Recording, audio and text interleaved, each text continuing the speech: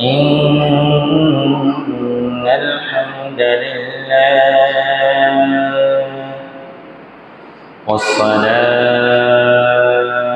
والسلام على عباده الذين اصطفى أما بعد فقد قال الله تعالى عز وجل في القرآن القديم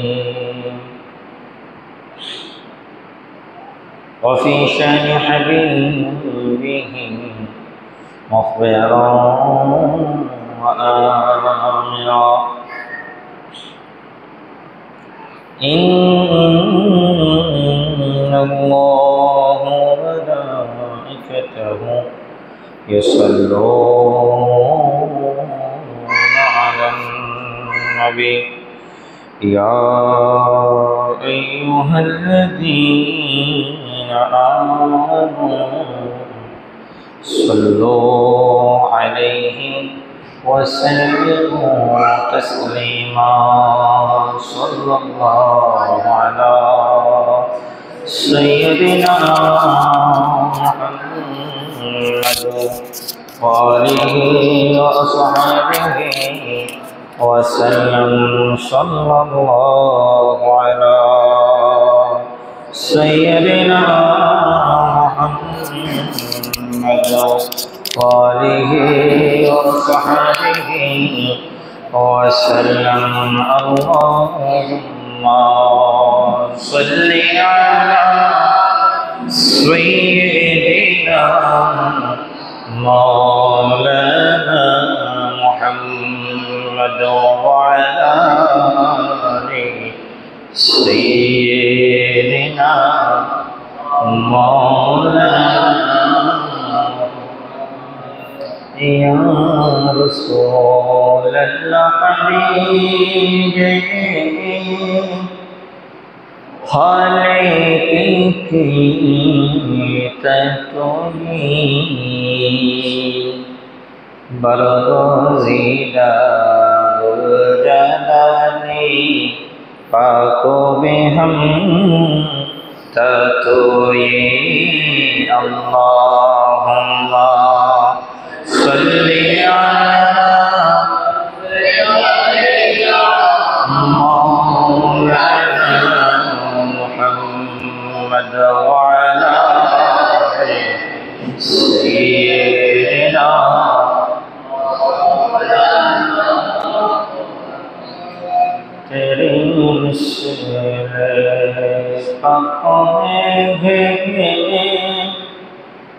बच्चा बच्चा नूर का तो है आईने नूर तेरा सब बढ़ना नूर का अल्लाहुम्मा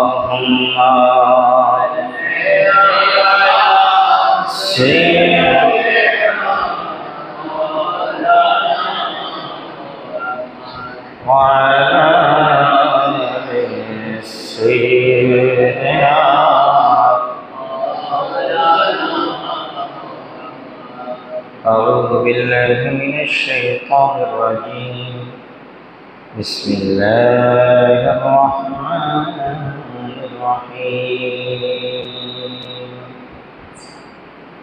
إن عدة الشهور عند الله 12 شهرا في كتاب الله يوم خلق السماوات والأرض منها 4 حرم صدق الله مولانا العظيم وصدق رسوله النبي الحبيب المولانا الكريم ونحن على ذلك من الشاهدين والشاكرين والحمد لله رب العالمين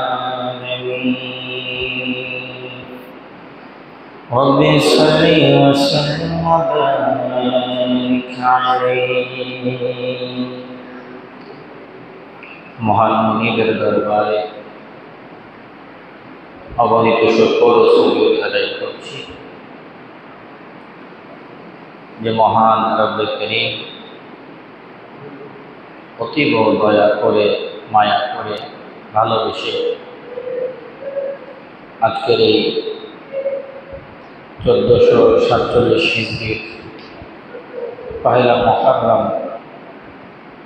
মুহররমুল হারামের হিজরি নববর্ষে প্রথম দিন এবং প্রথম জুমায় আল্লাহ তাআলা আমাদেরকে সর্বাগ্রে সবার আগে দুনিয়াবী সমস্ত কাজকে পিছু ফেলে আল্লাহ তাআলার ঘর মসজিদে এসে ইলমে দ্বীনের মজলিসে বসা, গুরুত্বপূর্ণ নসিহত শ্রবণ করার সৌভাগ্য নসিব করেছেন।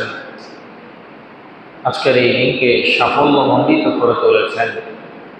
আজকের এই দিন আমাদেরকে দান করেছেন।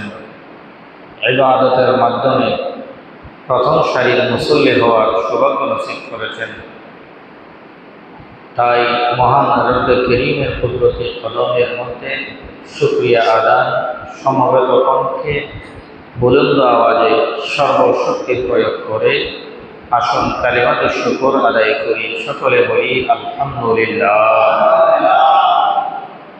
লক্ষ কোটি দরুদ ও সালামের নাজরানা পেশ করছি আফতাফে নবুয়ত শাহিনশাহ রিসালাত ইমামুল আম্বিয়া সাইয়্যিদুল মুরসালিন রাহমাতুল লিল আলামিন শফিউল মুজনিবিন আকা মাওলা মুহাম্মাদুর রাসূলুল্লাহ সাল্লাল্লাহু তাআলা আলাইহি ওয়াসাল্লাম রওজায়ে আতহার। আল্লাহ সুবহানাহু ওয়া তাআলা আমাদের দরুদ ও সালামকে কবুল করুন। সকলে বলি আমিন। বাদক মদিনাতুল মুনাওয়ারার হাজিরিন নসিব করুন আমিন। রওদাতুল মিন রিয়াজুল জান্নাহ সদজা গম্ভীরকে সামনে নিয়ে রব্বে করিম নবী পাক সাহেবুল আওলাদ এর নূরানি পাক কদমে সালামি আরজ পেশ করার সৌভাগ্য আমাদের সকলকে নসিব করুন আমিন। মুআজ্জাজ মুহতারাম মুসল্লিয়ান কিরাম, আজকের এই দিন অত্যন্ত গুরুত্বপূর্ণ, মহিমান্বিত, সম্মানিত একটি দিন। আজকের এই দিন মুসলমানদের জন্য অত্যন্ত স্মরণীয়, মর্যাদাপূর্ণ বা গাম্ভীর্যপূর্ণ একটি দিন। এই দিন মুসলমানদের বাৎসরিক বছর গণনার প্রথম দিন। মুসলমানদের জন্য আজকের এই দিন নববর্ষের দিন। সকলে বলি আলহামদুলিল্লাহ। আমরা 31st নাইট ডে পালন করি, পহেলা জানুয়ারি পালন করি, পহেলা নববর্ষ পালন করি, অর্থাৎ পহেলা বৈশাখ। বাঙালি হিসেবে বাংলা মাস গণনা করা, হিসাব করা, পালন করা বাঙালির ঐতিহ্য। আন্তর্জাতিক ফর্মুলায়, আন্তর্জাতিক পরিমণ্ডলের হিসাব করতে গিয়ে, রাখতে গিয়ে আমরা ইংরেজি নববর্ষ পালন করি প্রয়োজনের তাগিদে। হিসাব রাখি, পালনটা প্রয়োজনের তাগিদে। আমরা হিজরি নববর্ষ ধরতে গেলে মুসলমান জানিও না, প্রয়োজন মনেও করি না, হিসাব রাখিও না। অথচ মুসলমান তাদের লাইফ লিড করবে, তাদের লাইফকে পরিচালনা করবে সম্পূর্ণ চন্দ্র মাসের উপরে, আরবি মাসের উপরে হিসাব করে করে। এই শিক্ষা আমার আল্লাহ দিয়েছেন, সুবহানাল্লাহ বলে। আমরা 31st নাইট ডে পালন করি আতশবাজি, হই হুল্লোড়, ডেক্সেট, কনসার্ট, গান, বাদ্যবাজনা, নাচানাচি, হুড়োহুড়ি ইত্যাদি আনন্দ উল্লাসের মাধ্যমে যা শরীয়ত অবৈধতা ঘোষণা দিয়েছেন এমন কার্যকলাপের মাধ্যমে আমরা 1 জানুয়ারিকে রিসিভ করি, যেটা একজন মুসলমানের ছেলে হিসেবে আমার নৈতিক চরিত্রের সাথে, শরীয়তের সাথে, কোরআন সুন্নাহর সাথে কোনো বৈধতা রাখে না, সম্পর্ক রাখে না। এমন কাজের মাধ্যমেই আমরা 1 জানুয়ারি এবং 1 বৈশাখ পালন করে থাকি। নাউযুবিল্লাহ বলি। বলেছিলাম 1 বৈশাখ পালন করি বাঙালির ঐতিহ্য হিসেবে, বাঙালির সংস্কৃতি উজ্জীবিত রাখতে। কোনো কাজ, কোনো দিবস, কোনো কিছুই, যে কোনো কিছুর বিষয়ে আনন্দ প্রকাশ করা অবৈধ কিংবা নাজায়েজ নয়, যদি না কাজগুলো হারাম না হয়। কথা খেয়াল করবেন। যে কোনো বিষয়ে আনন্দ প্রকাশ করা, আনন্দিত হওয়া নাজায়েজ কিংবা হারাম নয়, যদি না প্রক্রিয়াগুলো শরীয়তের বহির্ভূত হারাম কোনো কাজ না হয়। কথা বুঝেছেন? বাঙালি সংস্কৃতি, বাংলা নববর্ষ পালন করতে গিয়ে আমরা দেখি শোভাযাত্রা বের করা হয়। এই শোভাযাত্রার মধ্যে অনেক প্রতিচ্ছবি থাকে, অনেক প্রতিমা থাকে, অনেক মূর্তি থাকে, অনেক কিছু থাকে যা ইসলামী সংস্কৃতির সাথে কোনো মিল নেই। এর কোনো বৈধতা, এর কোনো ইতিহাস, এর কোনো ঐতিহ্য কোনো কিছুই খুঁজে পাওয়া যায় না। ওইভাবেই 1 বৈশাখ পালন করা যাবে না। ঠিক একইভাবে 1 জানুয়ারি সেটাও শরীয়তের বহির্ভূত কোনো কার্যকলাপের মাধ্যমে পালন করা যাবে। আপনি একটি নতুন বছর পেয়েছেন, আল্লাহ তাআলা আপনার হায়াতকে দারাজ করেছে, বৃদ্ধি করেছে, নতুন একটি দিন আপনাকে রিসিভ করার জন্য আল্লাহ সৌভাগ্য নসিব করেছেন। তো আপনি শুকরিয়া আদায় আলহামদুলিল্লাহ বলেন, গুনাহ হবে। আপনি শুকরিয়া আদায় করতে গিয়ে 2 রাকাত নফল নামাজ পড়েন, গুনাহ হবে। কারণ আপনার উদ্দেশ্য শুকরিয়া আদায় করা, যে আল্লাহ আমাকে নতুন একটি বছর দিয়েছেন, আলহামদুলিল্লাহ। কথা বুঝতেছেন আমার? তো আমরা শরীয়ত বহির্ভূতভাবে হলেও 1 নববর্ষ উদযাপন করি, শরীয়ত বহির্ভূতভাবে হলেও 1 জানুয়ারি উদযাপন করি। কিন্তু শরীয়তের ভিতরে যে আমাদেরকে হিজরি নববর্ষ পালন করার বৈধতা আমার নবী এবং আল্লাহ দিয়েছেন, সেটা আমরা পালন করি না। আমার আল্লাহ তাআলার ভাষায়, আল্লাহ তাআলার হিসেবে বছরে 12টি মাস আছে।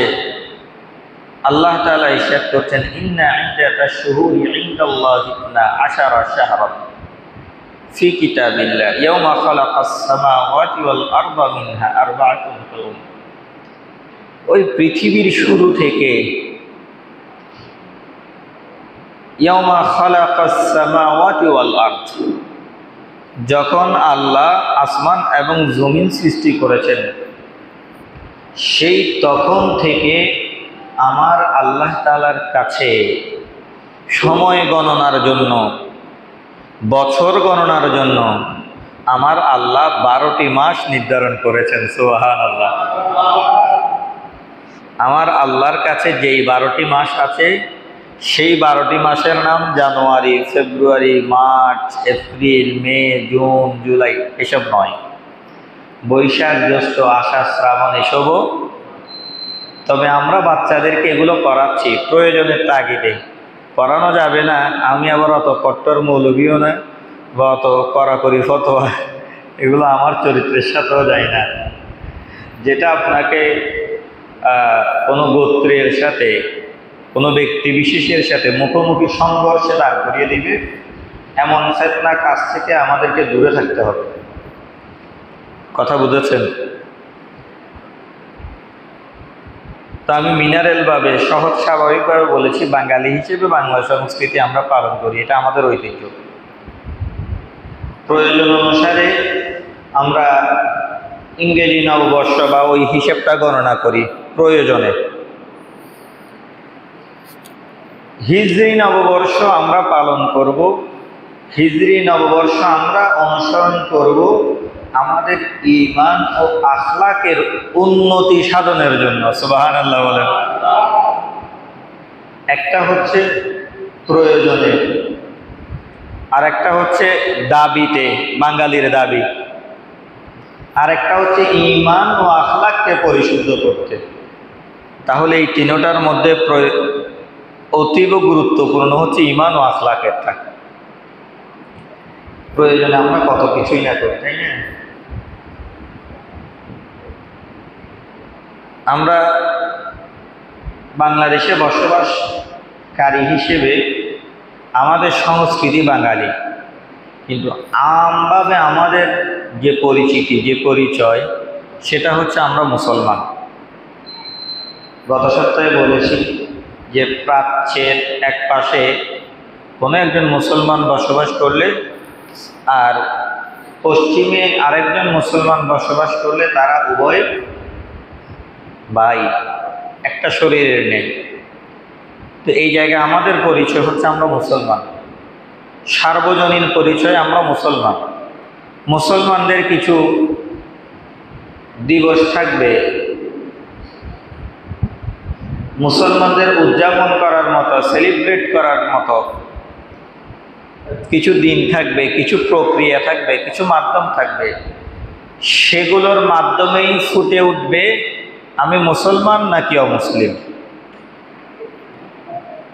আমার চলা ফেরা, কথাবার্তা, সংস্কৃতি, এই সমস্ত দিকগুলো লালন পালনের মাধ্যমে আমার চরিত্রের মধ্য দিয়ে ফুটে উঠবে আমি কি মুসলিম না অমুসলিম। স্বাভাবিকত আমরা একটা জিনিস খেয়াল করি, মাথায় একজনের টুপি আছে আর একজনের টুপি নেই।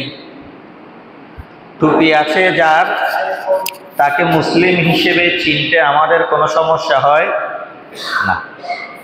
মুখে দাঁড়িয়ে আছে যার, সে যে মুসলমান, এটা চিনতে আমাদের সমস্যা হয়, কিঞ্চিত অমুসলিম দুই একজন রাখে।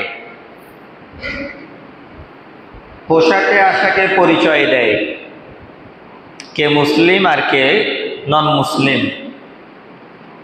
পোশাকে যেভাবে পরিচয় দেয় কে মুসলিম আর কে নন মুসলিম, ঠিক তেমনিভাবে সংস্কৃতিতেও পরিচয় দেয় কে মুসলিম আর কে নন মুসলিম। এখন আমরা পোশাকের পরিচয় থেকেও দূরে আছি, সংস্কৃতি অর্থাৎ দিবসগুলো, দিনগুলো সেলিব্রেট করার মাধ্যমে যে পরিচয়, সেখান থেকেও আমরা দূরে আছি। যেটা বলতে চেয়েছিলাম, আমার আল্লাহর কাছে বছর গণনার জন্য যে মাসগুলো আছে সেগুলো জানুয়ারি ফেব্রুয়ারিও নয়, বৈশাখ জ্যৈষ্ঠ নয়। আমার আল্লাহর কাছে বছর গণনার জন্য, সময় গণনার জন্য যেই মাসগুলো আছে সেগুলো আমার নবীর মাধ্যমে, সাহাবায়ে কেরামের মাধ্যমে আমরা শিক্ষা পাই। ওগুলো হচ্ছে মুহররম থেকে শুরু। সুবহানাল্লাহ। আরবি মাস মুহররম, সফর। আমরা তো আমাদের বাচ্চা কাচ্চাকে জানুয়ারি টু ডিসেম্বর আলহামদুলিল্লাহ ভালো শিখিয়েছি, কিন্তু মুহররম থেকে জিলহজ আমাদের বাচ্চারা বলতে পারবে না। আমাদের ছেলে সন্তান, মেয়ে সন্তান, আমাদের সন্তান আদি যারা আছে তারা জানুয়ারি টু ডিসেম্বর বলতে পারবে, বৈশাখ জ্যৈষ্ঠ 12টি মাসের নাম বলতে পারবে। বাঙালি হিসেবে আমি বলবো না এটা অপরাধ, আপনি বৈশাখ জ্যৈষ্ঠ জানবেন না। আমি বলবো এটা দরকার আছে, জানেন বাঙালির ঐতিহ্য হিসেবে। আপনাকে বলবো না যে জানুয়ারি ফেব্রুয়ারি এটা জানা না যায়, জানা যাবে না, মুখস্থ করা যাবে না, এটা বলার মানে মুসলমানকে ব্যাকডেটেড করে ফেলা, পিছনে নিয়ে আসা, মুসলমানকে বর্তমান বিশ্বের তুলনায় পিছিয়ে দেয়া। তা এমন কাজ করা যাবে না যে বিশ্ব প্রতিযোগিতার যেই তরঙ্গ বেজে উঠেছে সেখানে মুসলমান পিছিয়ে যাবে, এমন কোনো কাজ, এমন কোনো কথা বলা যাবে না যেখান থেকে মুসলমান নিরুৎসাহিত হবে, বিশ্বের সাথে প্রতিযোগিতা দিয়ে পিছনে পড়ে যাবে। এমন কোনো কাজ আমরা করব না, যেটা আমাদের পূর্বের অনেকে করেছেন। দেখা গিয়েছে পূর্বে অনেক আলেমরা আমাদেরকে ফতোয়া দিয়েছে যে ইংরেজি শিক্ষা হারাম, স্কুল মিডিয়াম স্কুলে, ইংলিশ স্কুলে ইংরেজি ভার্সনে পড়াশোনা করা হারাম, ল নিয়ে পড়াশোনা করা হারাম, পলিটিক্যাল সায়েন্স নিয়ে পড়াশোনা করা হারাম, সোশ্যোলজি নিয়ে পড়াশোনা করা হারাম। এ হারাম হারাম বলে আমাদের মাথা এমনভাবে নষ্ট করেছে, আজকে বিশ্বের সমস্ত কিছু নন মুসলিমের হাতে চলে গিয়েছে, আর মুসলমান খালি হাতে বসে আছে। অথচ বিজ্ঞানী জন্ম দিয়েছিলাম আমরা মুসলমানেরা, ডাক্তার জন্ম দিয়েছিলাম আমরা মুসলমানেরা, গবেষক জন্ম দিয়েছিলাম আমরা মুসলমানেরা, দার্শনিক জন্ম দিয়েছিলাম আমরা মুসলমানেরা, ফিলোসফার জন্ম দিয়েছিলাম আমরা মুসলমানেরা। বিশ্বের যত বড় বড় লোক আছে, বড় বড় মানুষ আছে, স্কলার ব্যক্তিবর্গ আছে, সেই 1400 বছর থেকে শুরু করে আজকের দিন অবধি প্রায় বড় মানুষগুলো নতুন নতুন কিছু যারা উদ্ভাবন করেছে, সৃষ্টি করেছে, যারা উদ্বোধক ছিল, সেই সকল লোকের ইতিহাস ঘাটলে দেখবেন প্রথম লোকটাই মুসলমান ছিল। সুবহানাল্লাহ। তো আজকে আমরা পিছিয়ে কেন? ওই আমাদের মাথা মোটা মোল্লাদের কারণে। আজকের সমাজ, আজকের সোসাইটি, আজকের দেশ, আজকের ওয়ার্ল্ড যা চায় আমরা তার বিপরীতে দাঁড়িয়ে, কালের বিপরীতে দাঁড়িয়ে, যুগের চাহিদার বিপরীতে দাঁড়িয়ে আমরা ফতোয়া দেই। অথচ ফতোয়ার সিস্টেমে হচ্ছে যুগ যা চায় সেটার সাথে ইসলামের সমন্বয় আছে। ইসলাম সব সময় আপডেট, ইসলাম কখনো ওল্ড ডেট নয়, ইসলাম কখনো পুরান হবে না। ইসলাম সার্বজনীন ধর্ম, ইসলাম সর্বকালের ধর্ম, ইসলাম সব জ্ঞানকে চ্যালেঞ্জ করার মতো, মোকাবেলা করার মতো ধর্ম। সেজন্যই আমার আল্লাহ বলেছে ইন্নাদ-দীনা ইনদাল্লাহিল ইসলাম। আর এই ইসলামকে, মুসলমান সম্প্রদায়কে আমার আল্লাহ দিন হিসেবে, ধর্ম হিসেবে আপনার যেই গাইডলাইন দিয়েছে, যেই জাতিতে রূপান্তরিত করেছে, সেই জাতির ধর্মকে আমার আল্লাহ সবার জন্য সার্বজনীন করেছেন বিদায় মুসলমানের জন্য মনোনীত ধর্ম হিসেবে আমার আল্লাহ ইসলামকেই দান করেছেন। সুবহানাল্লাহ।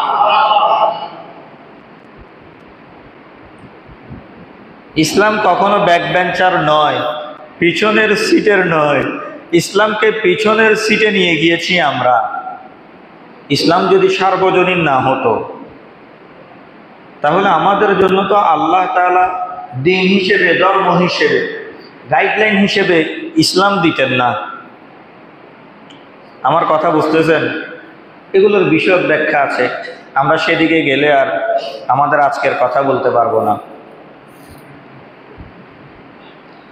যেটা আপনাদেরকে উপলব্ধি করানোর চেষ্টা করছি সেটা হচ্ছে আমরা মুসলমান হিসেবে আমাদের কিছু সংস্কৃতি আছে। আমরা জানুয়ারি ফেব্রুয়ারি সংস্কৃতির সাথে তাল মিলিয়ে চলি, বৈশাখ জ্যৈষ্ঠের সংস্কৃতির সাথে তাল মিলিয়ে চলি। তবে মুসলমান হিসেবে মুহররম সফরের সংস্কৃতির সাথে আমাদের কোনো সঙ্গ নেই, আমাদের কোনো সংস্পর্শ, আমাদের কোনো সম্পর্ক নেই।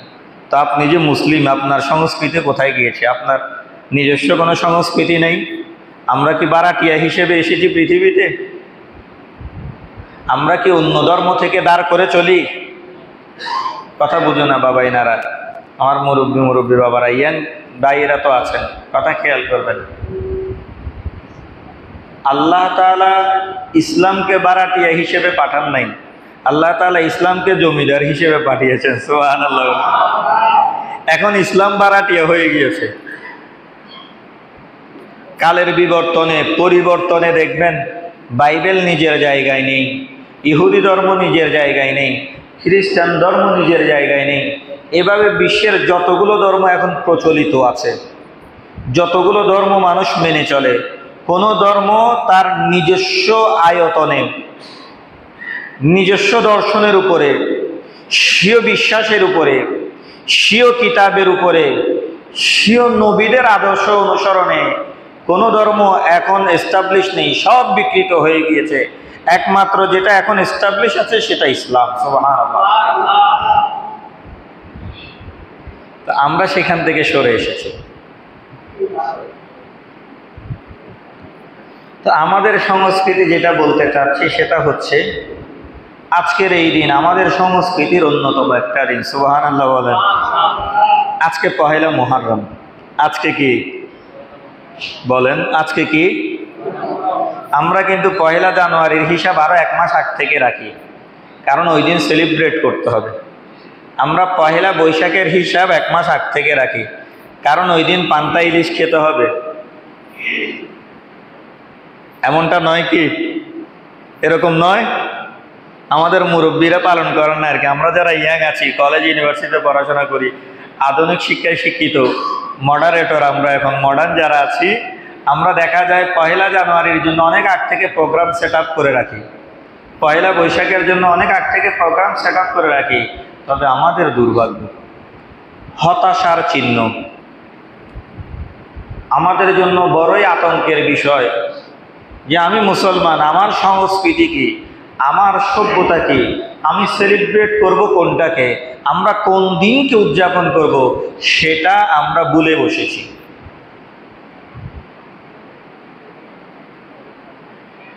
আমার আল্লাহর কাছে বছর গণনার জন্য কয়টি মাস বলেছি? মনে আছে আপনাদের? কয়টি মাস? এই 12টি মাস কি জানুয়ারি ফেব্রুয়ারি? এই 12টি মাস বৈশাখ জ্যৈষ্ঠ? এই 12টি মাস হচ্ছে মুহররম সফর, অর্থাৎ আরবি মাস। আর আজকে আরবি মাসের 1ম তারিখ। আলহামদুলিল্লাহ বলেন। আমাদের বিভিন্ন ভাইরা বিভিন্নভাবে এই দিনকে সেলিব্রেট করে, আমাদেরও উচিত এই দিনকে সেলিব্রেট করা, কারণ এই দিনের সাথে আমাদের মুসলমানদের অনেক সংস্কৃতি, অনেক ঐতিহ্য, অনেক করুণাময় দিন, অনেক আনন্দের দিন, অনেক মানবেতর দিন এই দিনের সাথে সম্পৃক্ত। তাই এই দিন আমরা উদযাপন করব সেই দিনগুলোকে স্মরণ করার জন্য। আর আমার আল্লাহ যেই দিন আমাদেরকে দান করেছে, যেই মাস আমাদেরকে দান করেছে, বছর গণনার জন্য যে সময় আমার আল্লাহ আমাদেরকে দান করেছেন, এবং আমরা যে একটি নতুন বছর পেয়েছি, এই সমস্ত কিছুর শুকরিয়া আদার্থে আমাদেরকে আজকের এই দিন, প্রত্যেক বছরের এই দিন সেলিব্রেট করার প্রয়োজন আছে। সুবহানাল্লাহ বলবেন না? দরকার আছে কি নাই? কিছু বিষয় আছে যে ফতোয়ার উপরে নির্ভর করে না, এগুলো আকলে বলে দেয় এটা করা উচিত। কি বলে দেয়? আপনাদেরকে প্রথমেই বলেছি যে কোনো বিষয়ে আনন্দ উদযাপন করা হারাম কিংবা নাজায়েজ নয়, যদি না সেটার পন্থা পদ্ধতি হারামের দিকে না যায়। কথা বুঝেছেন না? এটার এক্সাম্পল প্রথমে দিয়ে দিয়েছি যে পহেলা বৈশাখ কেন হারামের দিকে চলে গিয়েছে, পহেলা জানুয়ারি কেন হারামের দিকে চলে গিয়েছে, কারণ সেটা সেলিব্রেট করার, উদযাপন করার পদ্ধতি হারাম ছিল তাই। নতুবা আপনি বাঙালি হিসেবে পহেলা বৈশাখ পালন করতে সমস্যা কোথায়? বলেছি না শুকরিয়া আদায় করেন না, 2 রাকাত নফল নামাজ পড়েন, আলহামদুলিল্লাহ বলেন। যেভাবে বৈধতার সুরে আমরা হিজরি নববর্ষ কোরআন তেলাওয়াতের মাধ্যমে উদযাপন করি, বড় বড় কারি সাহেবদেরকে দিয়ে আজকে দেখা যাবে আপনার জিয়া জাদুঘরের মধ্যে বিশাল আকারে বড় বড় যারা মান্যগণ্য ব্যক্তি আছেন এনারা সবাই ওইখানে উপস্থিত থাকবে। আবার ওই ডিসি হিল সেখানেও উদযাপন হবে। এইভাবে চট্টগ্রামের বিভিন্ন জায়গায় আমাদের এলাকার মধ্যেও উদযাপন হবে। ছোট ছোট ছেলেরা আয়োজন করেছে, যেখানে 10-12 জন নাত খা কারি সাহেব, তারপরে ভালো সঙ্গীত নাশিদ করতে পারে, এরকম ছেলেপেলেদেরকে তারা দাওয়াত দিয়েছে। এই পদ্ধতিতে আমরা হিজরি নববর্ষ পালন করতে যদি জায়েজ হয়, তো পহেলা জানুয়ারি, পহেলা বৈশাখ এ পদ্ধতিতে যদি আমরা পালন করি, না জায়েজের কিছু আছে? প্রয়োজনের তাগিদে অনেক কিছু করতে হয়তো। তারা আমাদেরকে পরিবর্তন করে দিয়েছে, আমরা কিন্তু তাদেরকে পরিবর্তন করতে পারি নাই। কথা বুঝতেছেন আমার? আমরা যাদেরকে ইগনোর করি, আমরা যাদেরকে এড়িয়ে চলি, তারা কিন্তু তাদের সংস্কৃতির মাধ্যমে আমাদেরকে পরিবর্তন করতে সক্ষম হয়েছে। আমরা কিন্তু তাদেরকে আমাদের মাধ্যমে পরিবর্তন করতে পারিনি। দিনটা সে সৃষ্টি করেছে আর কি, ওই বছর গণনাটা তারা সৃষ্টি করেছে আর কি। ওই দিনটা যদি আমরা সিস্টেম ওয়াইজ হাইজেক করে আমাদের পদ্ধতিগুলো সেখানে ঢুকাই দিই, এটা যদি প্রচলন হয়ে যায়, প্রচলিত হয়ে যায়, মুসলমান লাভবান হবে না ক্ষতি হবে? লাভবান হবে না? পহেলা জানুয়ারিতে যদি আপনি ইসলামী সংস্কৃতি ঢুকিয়ে দিতে পারেন, প্রবেশ করাতে পারেন, পহেলা জানুয়ারিটাকে যদি আপনি সিস্টেম ওয়াইজ, যেভাবে বিধর্মীরা আমাদের দিনগুলো হাইজেক করেছে, বিধর্মীরা আমাদের পদ্ধতিগুলো হাইজেক করেছে, বিধর্মীরা আমাদের সিস্টেমগুলো পরিবর্তন করে দিয়েছে, আমাদের উদযাপনের দিনগুলোকে তারা নিয়ে গিয়েছে, ওই জায়গায় তাদেরগুলোকে যদি আমরা পরিবর্তন করি, মুসলমান লাভবান হবে না? সংস্কৃতির পরিবর্তন হয়ে যাবে না? তারা কিন্তু নতুন নতুন দিনের মাধ্যমে, নতুন নতুন পদ্ধতির মাধ্যমে আমাদের সংস্কৃতি পরিবর্তন করে দিয়েছে। আমরাও সেটা গিলে নিয়েছি, খেয়ে নিয়ে বসে আছি, উদযাপনও করছি। মুসলমান আফসোসের জায়গা, মুসলমানের দিন মুসলমান উদযাপন করে না, হিন্দু বৌদ্ধ খ্রিস্টানের দিন মুসলমান উদযাপন করতে মরিয়া হয়ে গিয়েছে। আল্লাহ তাআলা আমাদেরকে হেফাজত করুন।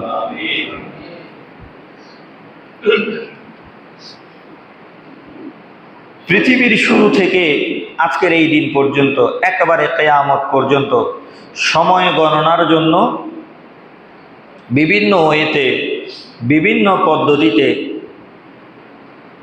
মাস, দিন, ঘন্টা, বছর গণনা হয়ে আসছে। একেবারে আদম আলাইহিস সালাতু ওয়াস সালাম পর্যন্ত, আমাদের নবী আসার আগ পর্যন্ত বিভিন্ন গুরুত্বপূর্ণ সময়কে হিসেব করে বছর গণনা, মাস গণনা, দিন গণনা, ঘন্টা গণনা এসব হিসাব করা হতো। আদম আলাইহিস সালাতু ওয়াস সালাম যেদিন পৃথিবীতে এসেছে, সেদিন থেকে নূহ আলাইহিস সালাতু ওয়াস সালাম এর আগ পর্যন্ত আদমের উম্মতেরা একটা সময় গণনা করত। আর ওই সময়ের সেন্টার পয়েন্ট ছিল যে আদম যেদিন পৃথিবীতে নেমেছে। কথা খেয়াল করবেন, এগুলো আপনারা সচরাচর হয়তো শুনেনও না, মাথায়ও থাকবে না, আর আমাদের সময়ও কম, রিপিটও করার সুযোগ নেই। আমরা এখন একটা সময় গণনা করি না যে মুহররম থেকে জিলহজ পর্যন্ত বছর, ঠিক তেমনিভাবে আদমের উম্মতেরাও আদম যেদিন পৃথিবীতে অবতরণ করেছে জান্নাত থেকে, ওই দিনকে কেন্দ্র করে মাস হিসেব করে বছর গণনার জন্য মাস সময় নির্ধারণ করেছেন। এটার ব্যক্তিকাল মানে আদমের সময়কার বছরের হিসাবটা কতটুকুন পর্যন্ত ছিল? নূহ নবী আসার আগ পর্যন্ত ছিল। এরপরে নূহ নবী যখন এসেছেন, আদমের ওই সাল হিসেব বন্ধ হয়ে গিয়েছে। আমরা যারা প্র্যাকটিক্যাল মুসলমান, আমরা কিন্তু অনেকে ইংরেজিটা প্রয়োজনের তাগিদে ব্যবহার করলেও হিসেব করি আরবিটা। কারণ আমাদের ইবাদত, আমাদের মাসআলা মাসাইল, আমাদের নামাজ, রোজা, হজ, যাকাত সমস্ত কিছু নির্ধারিত হয় আরবি চন্দ্রের উপরে। প্র্যাকটিক্যাল মুসলমান বুজুর্গ আলেম যারা আছেন তারা এগুলো ফলো করেন, আর প্রয়োজনের তাগিদে জানুয়ারি ফেব্রুয়ারি হিসাব রাখেন আর কি। তো আমাদেরটা শুরু হয়েছে হিজরতের সময় থেকে। আমাদের নবী হিজরত করেছেন, এটা আমরা শুনেছি না? আমাদের নবী মক্কা থেকে মদিনাতুল মুনাওয়ারায় চলে গিয়েছেন, এটা তো আমরা শুনেছি। এই মক্কা থেকে মদিনাতুল মুনাওয়ারার চলে যাওয়ার ওই বিষয়টাকে হিজরত বলে, মানে স্থান ত্যাগ করেছেন। তো আমরা যে হিজরি নববর্ষ পালন করি, এই হিজরি নববর্ষের প্রথম দিন হচ্ছে নবী পাক সাল্লাল্লাহু আলাইহি ওয়াসাল্লাম যেদিন মক্কা থেকে মদিনায় চলে যাচ্ছেন, ওই দিনটাকে প্রথম দিন কাউন্ট করে, ওই মাসটাকে মুহররম হিসেবে কাউন্ট করে বছরে 12টি মাস হিসাব করা হয়। সুবহানাল্লাহ। ঠিক তেমনিভাবে আদম যেদিন এসেছে সেই দিনটাকে প্রথম দিন কাউন্ট করা হয়। তাদের হিসেবে মাসের একটা নাম ছিল। নূহ আলাইহিস সালাতু ওয়াস সালাম আসার আগ পর্যন্ত তাদের সময় বা তাদের বাৎসরিক গণনার নির্দিষ্ট কিছু নাম ছিল। ওই আদমের সময়কার সময়, আদম যেদিন এসেছে, নূহ নবী আসার আগ পর্যন্ত তাদের সিস্টেমে দিন গণনা করা হতো। এরপরে নূহ নবীর সময় বছর গণনা, দিন গণনার জন্য তারা একটি সিস্টেম করেছে। এটা প্রচলন ছিল নূহের প্লাবনের আগ পর্যন্ত। নূহ নবীর সময় প্লাবন হয়েছে, আমরা শুনেছি না? ওই প্লাবনের আগ পর্যন্ত ওই সিস্টেমটা জারি ছিল। প্লাবনের পর থেকে ইব্রাহিম নবীকে অগ্নিকুণ্ডে যেদিন ফেলেছেন, ওই দিন পর্যন্ত বছর গণনার জন্য তাদের একটা হিসেব ছিল। এরপরে ইব্রাহিম নবীর পরে দেখা যাচ্ছে ইসমাইল নবীর উম্মত যখন বেড়ে যাচ্ছে, ইসমাইল নবী ইব্রাহিম নবীর বাবা ছিলেন। ইসমাইল নবীর উম্মত যখন বেড়ে গিয়েছে, ইয়াকুব আলাইহিস সালাতু ওয়াস সালামের বংশধর প্রশস্ততা লাভ করেছেন, তখন আবার নতুন করে আরেকটি বছর গণনা শুরু হয়েছে, যে ইব্রাহিম নবীর অগ্নিকুণ্ডে যেদিন তাকে ফেলেছেন সেদিন থেকে হিসেব করে একেবারে ইউসুফ নবীর আগমনের আগ পর্যন্ত এই ইয়াকুব নবীর সময়কালে বছর হিসেবের একটা সময় নির্ধারণ করা হয়েছে। এরপর ইউসুফের পর থেকে দেখা গিয়েছে আপনার মূসা আলাইহিস সালাতু ওয়াস সালামের সময় পর্যন্ত একটা হিসেব করা হতো বছরের।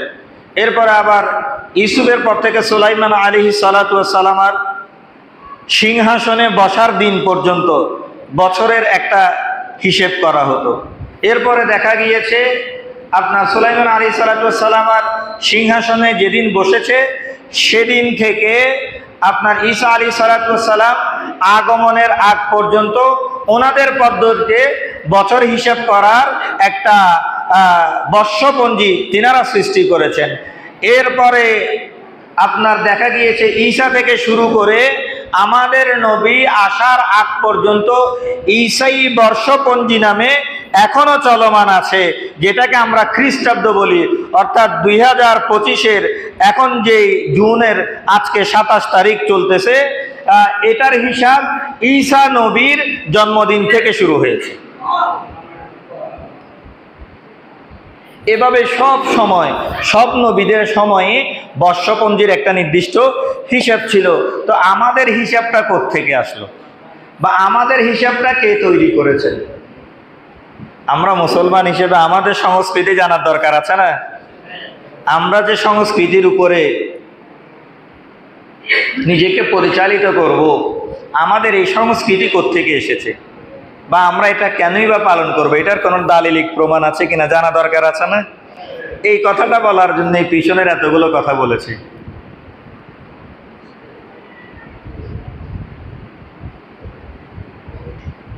আমরা যে 2025 খ্রিস্টাব্দ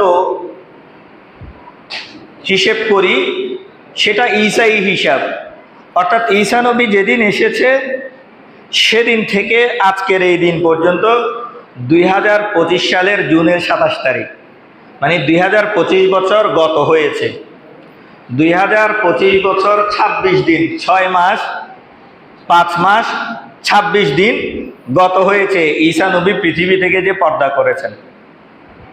তো আমরা তো ঈসারটা অনুসরণ করব না, কিংবা মূসারটা অনুসরণ করব না, সুলাইমান আলাইহিস সালাতু ওয়াস সালামেরটা অনুসরণ করব না, কারণ আমরা তাদের ধর্মের নয়। আমাদের নির্দিষ্ট ধর্ম আছে, আমাদের নির্দিষ্ট নবী আছে। আর আমার নবী আসার পরে সকল ধর্ম, সকল বর্ণ, সকল নবীর নবুয়ত রুখসত হয়ে গিয়েছে, বাদ হয়ে গিয়েছে, কারণ আমার নবী চলে এসেছেন। তাই সুবহানাল্লাহ। আমার নবী আসার পরে মুসার বর্ষপঞ্জি আমরা হিসেব করব না, আমার নবী আসার পরে ঈসার বর্ষপঞ্জিতে আমরা জীবন পরিচালিত করব না, আমার নবী আসার পরে আমরা সুলাইমান আলাইহিস সালাতু ওয়াস সালামের বর্ষপঞ্জির হিসাব করব না।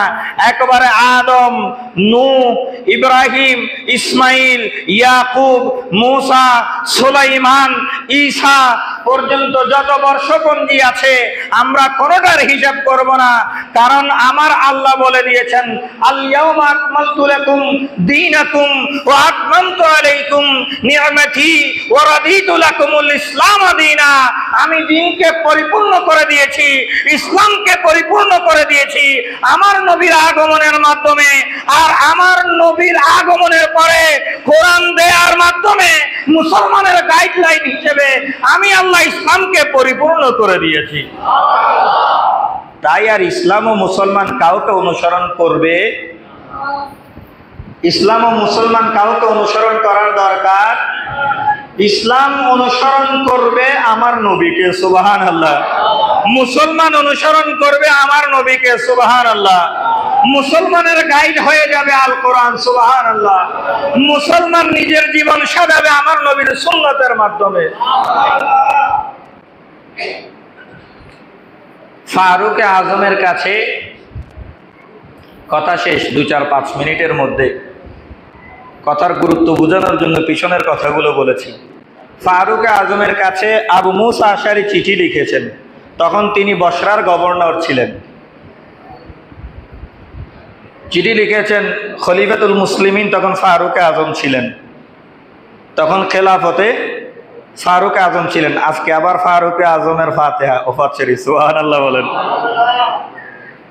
সাহাবা একরামের তাজকারা করতে হবে, সাহাবা একরামের তাজকারা করতে হবে।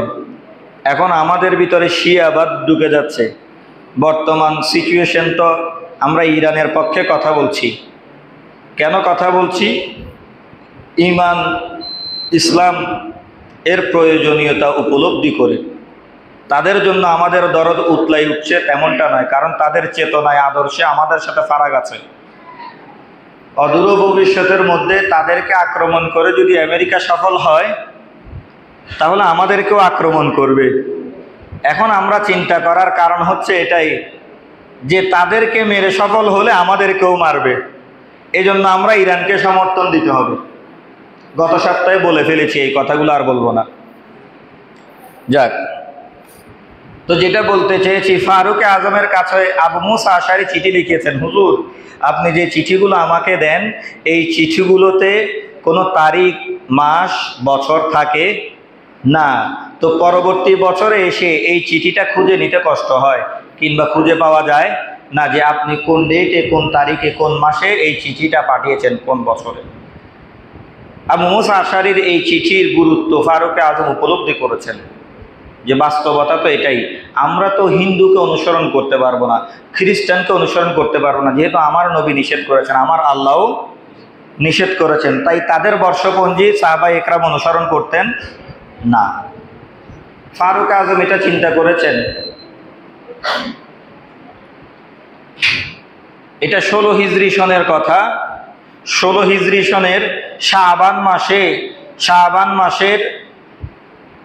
16 হিজরি সনের শাবান মাসে এই চিঠি আবু মুসা আশারি ফারুক আজমের কাছে পাঠিয়েছেন।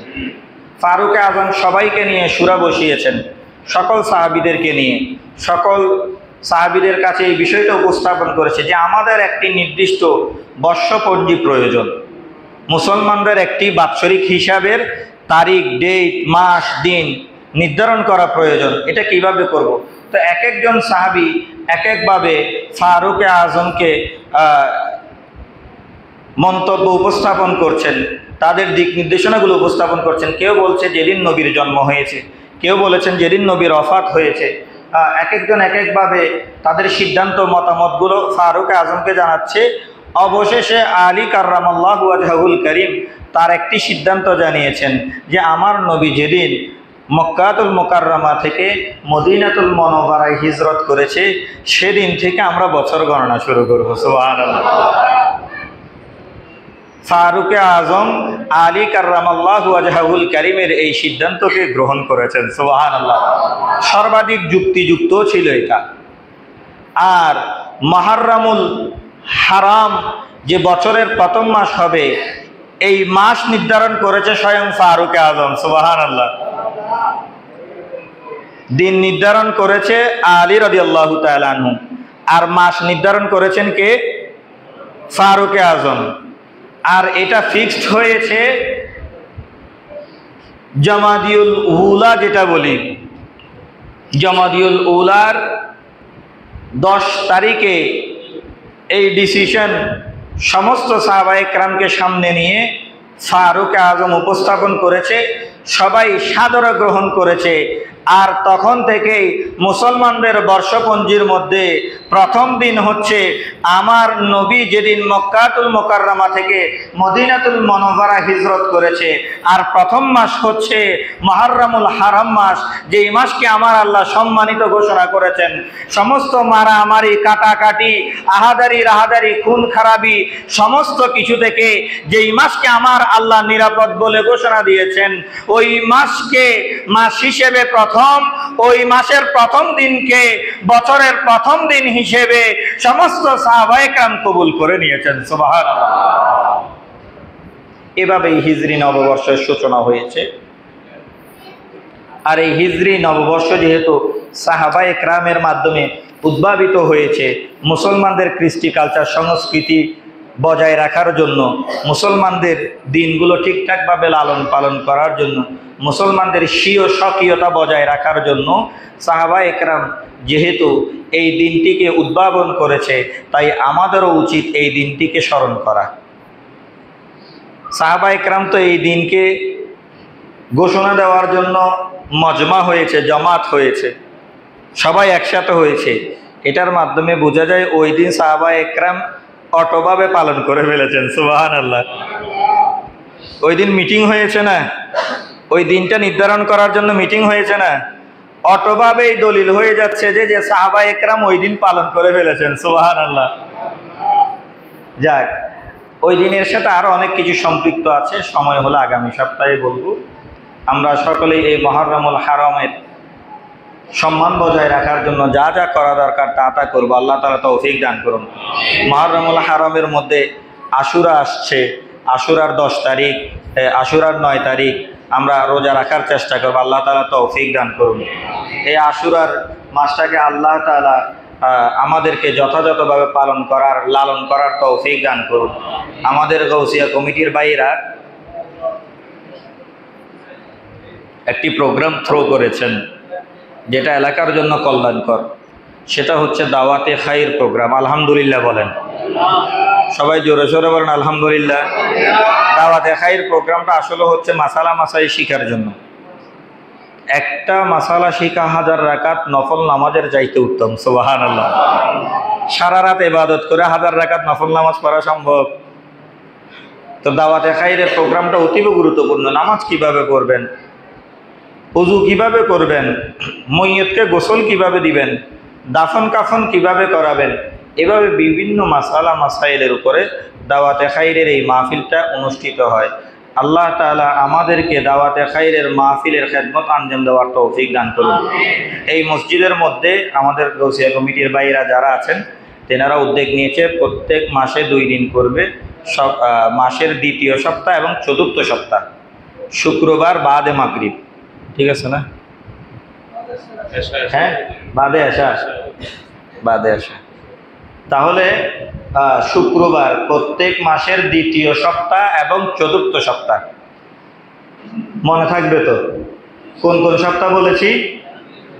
2য় সপ্তাহ, 4র্থ সপ্তাহ। এটা গৌসিয়া কমিটির ভাইদের জন্য শুধু এমনটা নয়, এটা পুরো এলাকার সবার জন্য। মাসালা মাসাইল শুধু গৌসিয়া কমিটির ভাইরা জানবে বা তাদের জানা ফরজ, আমাদের জানা ফরজ নয়। নামাজ কি শুধু গৌসিয়া কমিটির ভাইরা পড়ে? কথা বলে না। নামাজ কি শুধু গৌসিয়া কমিটির ভাইদের জন্য ফরজ? রোজা শুধু গৌসিয়া কমিটির ভাইদের জন্য ফরজ? ইবাদত শুধু গৌসিয়া কমিটির ভাইদের জন্য ফরজ? ইলম অর্জন করা শুধু গৌসিয়া কমিটির ভাইদের জন্য ফরজ? যা গৌসিয়া কমিটির ভাইদের জন্য ফরজ তা এলাকাবাসী সবার উপরে ফরজ। সুবহানাল্লাহ বলেন। তাহলে গৌসিয়া কমিটির ভাইরা আপনাকে সুযোগ করে দিচ্ছে নামাজ ফরজ, তাই নামাজের এলম অর্জন করাও ফরজ। এই ফরজ এলম উলুমগুলো হাসিল করার জন্য, অর্জন করার জন্য গৌসিয়া কমিটির ভাইরা আপনাকে